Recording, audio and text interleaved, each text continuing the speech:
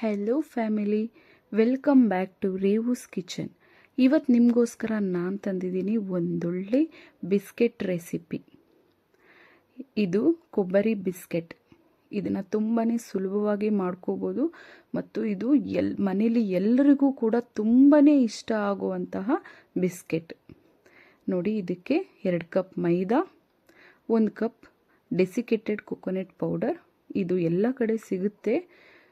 Desiccated coconut powder ಅಂದರೆ ಕೊಡ್ತಾರೆ, ಅದು 1 ಕಪ್. ಮತ್ತು ಬಟರ್ 1 ಕಪ್, ಸಕ್ಕರೆ ಪುಡಿ 3/4 cup, baking powder, baking soda, ಒಂದು ಸ್ವಲ್ಪ ಉಪ್ಪು.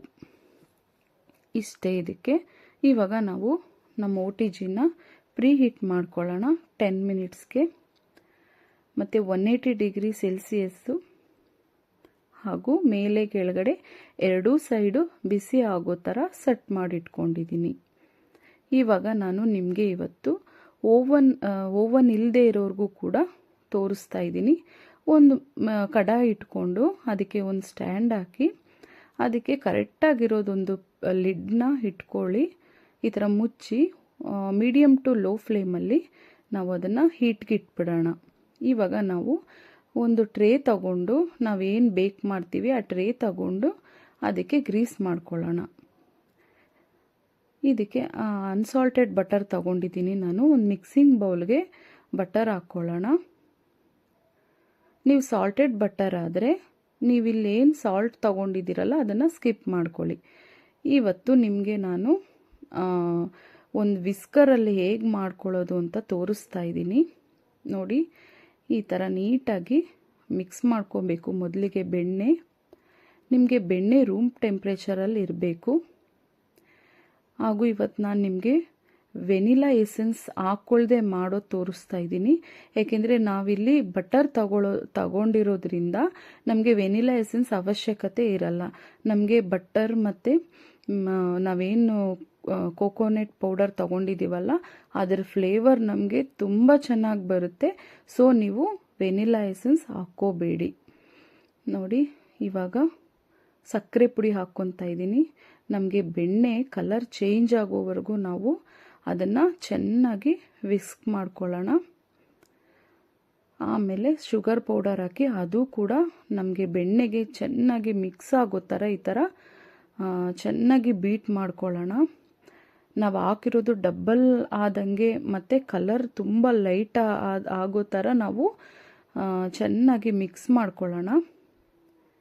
ಇವಾಗ ನಾವು ಒಂದು ಪಿಂಚ್ ಅಷ್ಟು ನಾವು ಬೇಕಿಂಗ್ ಸೋಡಾ ಹಾಕ್ಕೊತಾ ಇದ್ದೀವಿ. ಮತ್ತು ಈಗ ಇದು ಬೇಕಿಂಗ್ ಪೌಡರ್, ಇದು 1/4 ಟೀ ಸ್ಪೂನ್ ಹಾಕ್ಕೊತಾ ಇದ್ದೀನಿ ನಾನು.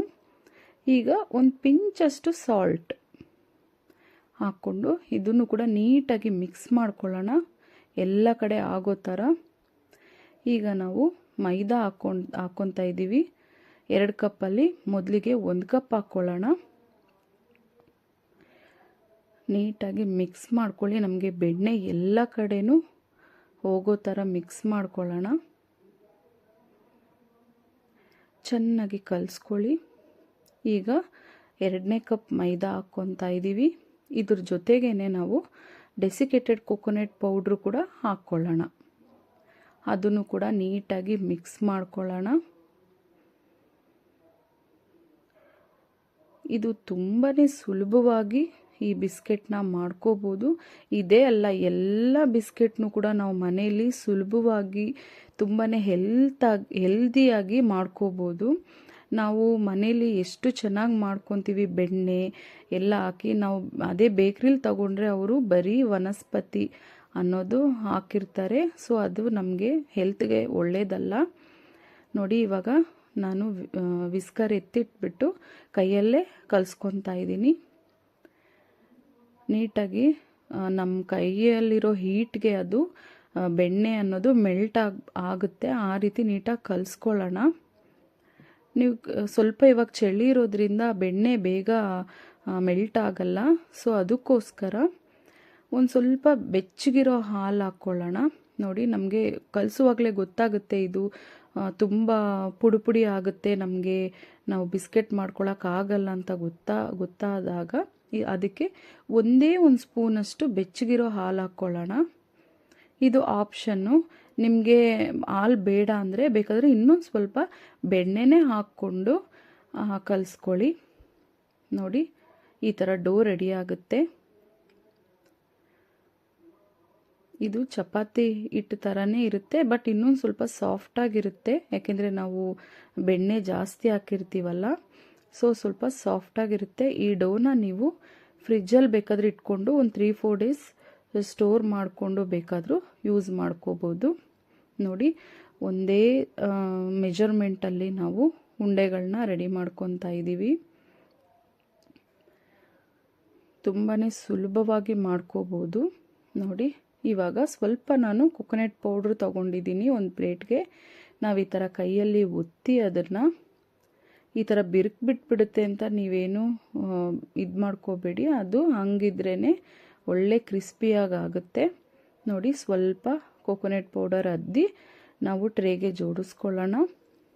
ಸ್ವಲ್ಪ ದೂರವಾಗಿ ಇಟ್ಟು ಜೋಡಿಸ್ಕೊಳ್ಳಿ. ಇದೇನು ಉಬ್ಬಲ್ಲ, ಕ್ರಿಸ್ಪಿಯಾಗಿ ಆಗುತ್ತೆ. ಸೊ ಸ್ವಲ್ಪ ದೂರ ಇಟ್ಟು ನೀವು ಎಲ್ಲ ಜೋಡಿಸ್ಕೊಳ್ಳಿ. ಈ ಥರ ಸ್ವಲ್ಪ ಕೊಬ್ಬರಿ ಪೌಡ್ರ್ ಅಂಟಿಸ್ಕೊಳ್ಳಿ, ಜೋಡಿಸ್ಕೊಳ್ಳಿ. ಈ ರೀತಿ ನೀಟಾಗಿ ನಮ್ಮ ಅಂಗೈಯಲ್ಲಿ ಪ್ರೆಸ್ ಮಾಡಿಕೊಂಡು ಇದನ್ನು ಕೊಕೊನೆಟ್ ಪೌಡರಲ್ಲಿ ಅದ್ದಿ ಈ ಥರ ಇಡೋಣ. ಒಂದೇ ಸೈಡ್ ಅದ್ಕೋಬೇಕು. ಈ ಥರ ಇಟ್ಕೊಳ್ಳೋಣ. ಎಲ್ಲ ರೆಡಿ ಮಾಡ್ಕೊಳ್ಳೋಣ. ಇವಾಗ ಇದನ್ನು ನಾವೇನು ಪ್ರೀ ಹೀಟ್ ಮಾಡ್ಕೊಂಡಿದ್ವಲ್ಲ ಓವನ್ಗೆ, ಅದರಲ್ಲಿ ಇಡೋಣ.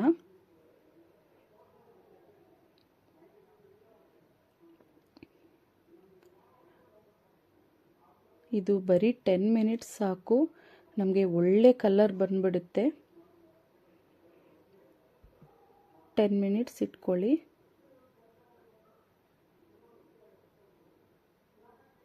ನೋಡಿ ಮತ್ತು ಮೇಲೆ ಕೆಳಗಡೆ ಎರಡೂ ಸೈಡು ಬಿಸಿ ಆಗೋ ಥರ ನಾವು ಫಸ್ಟ್ ಏನು ಮಾಡಿದ್ವೋ ಅದೇ ಟೆಂಪ್ರೇಚರಲ್ಲೇ ಇರಲಿ. ಈಗ ನಾನು ಕಡಾಯಲ್ಲಿ ತೋರಿಸ್ತಾ ಇದ್ದೀನಿ ನೋಡಿ. ಅದೇ ಸೇಮ್ ನಾವು ಕೊಬ್ಬರಿ ಕೈಯಲ್ಲಿ ಒತ್ಕೊಂಡು ಬಿಸ್ಕೆಟ್ ಡೋನ ಕೊಬ್ಬರಿ ಅಂಟಿಸ್ಕೊಂಡು ಅದನ್ನು ಕೂಡ ನಾವೇನು ತೊಗೊಂಡಿದ್ವಿ ಕಡಾಯಿಗೆ ಅದನ್ನು ಇಟ್ಬಿಟ್ಟು ಇದು 15 ಮಿನಿಟ್ಸ್ ಆಗಬೇಕು. ನೋಡಿ 10 ಮಿನಿಟ್ಸ್ಗೆ ಇದು ಮೊದಲು ರೆಡಿ ಆಯಿತು. ನೋಡಿ ಈ ಕಲರ್ ಬರಬೇಕು. ಮೊದಲಿಗೆ ಇದು ಸ್ವಲ್ಪ ಸಾಫ್ಟಾಗಿರುತ್ತೆ. ಒಂದು 10 to 15 ಮಿನಿಟ್ಸ್ಗೆ ಇದು ಸ್ವಲ್ಪ ಹಾರ್ಡ್ ಆಗುತ್ತೆ, ಐ ಮೀನ್ ಕ್ರಿಸ್ಪಿ ಆಗುತ್ತೆ. ನೋಡಿ ಇವಾಗ ನಾವು ಏನು ಕಡಾಯಲ್ಲಿ ಇಟ್ಟಿದ್ವಲ್ಲ ಅದು ಕೂಡ ರೆಡಿ ಆಗಿದೆ. ಇದು 15 ಮಿನಿಟ್ಸ್ ಆಯಿತು ನಮಗೆ. ಇದನ್ನು ನೀವು ಅದೇ ತಕ್ಷಣ ತಗೊಂಡ್ಬಿಡಬೇಡಿ ಹೊರಗಡೆಗೆ. ಒಂದು 10 ನಿಮಿಷ ನೀವು ಅದರಲ್ಲೇ ಬಿಟ್ಬಿಡಿ, ಕಡಾಯಿ ಒಳಗಡೆನೆ ಮುಚ್ಚಿ ಇಟ್ಬಿಡಿ. ಆವಾಗ ತುಂಬ ಚೆನ್ನಾಗಿ ಕ್ರಿಸ್ಪ್ ಆಗುತ್ತೆ ಇದು. ಇವಾಗ ನಾವೇನು ಓವನ್ನಲ್ಲಿ ಮತ್ತು ಕಡಾಯಲ್ಲಿ ಮಾಡಿದ್ವಲ್ಲ ಅದೆರಡೂ ತೊಗೊಂಡಿದ್ದೀವಿ. ನೋಡಿ ಮೊದಲಿಗೆ ನಾವು ಕಡಾಯಲ್ಲಿ ಮಾಡಿರೋದು ತಗೊಳ್ಳೋಣ. ನೋಡಿ ಎಷ್ಟು ಕ್ರಿಸ್ಪಿ ಆಗಿದೆ ಅಲ್ವಾ. ವಾವ್, ನಿಮಗೆ ಕಟ್ಟಾದಾಗ ಗೊತ್ತಾಗ್ಬೋದು ಎಷ್ಟು ಕ್ರಿಸ್ಪಿಯಾಗಿದೆ ಅಂತ. ಇದು ನಾನು ಓವನಲ್ಲಿ ಮಾಡಿರೋದು. ಸ್ವಲ್ಪ ಕಲರ್ ಚೇಂಜ್ ಆಗಿದೆ, ಬಟ್ ಟೇಸ್ಟ್ ಏನು ಚೇಂಜ್ ಆಗಿಲ್ಲ. ಇದು ಅಷ್ಟೇ ತುಂಬಾ ಕ್ರಿಸ್ಪಿಯಾಗಿ ತುಂಬಾ ಚೆನ್ನಾಗಾಗಿದೆ. ನೀವು ಒಂದ್ಸಲ ಮನೇಲಿ ಟ್ರೈ ಮಾಡಿ. ಈ ವಿಡಿಯೋ ನಿಮಗೆ ಇಷ್ಟ ಆಗಿದ್ರೆ ಲೈಕ್ ಮಾಡಿ, ಶೇರ್ ಮಾಡಿ, ಸಬ್ಸ್ಕ್ರೈಬ್ ಮಾಡ್ಕೊಳ್ಳಿ. Thank you for watching.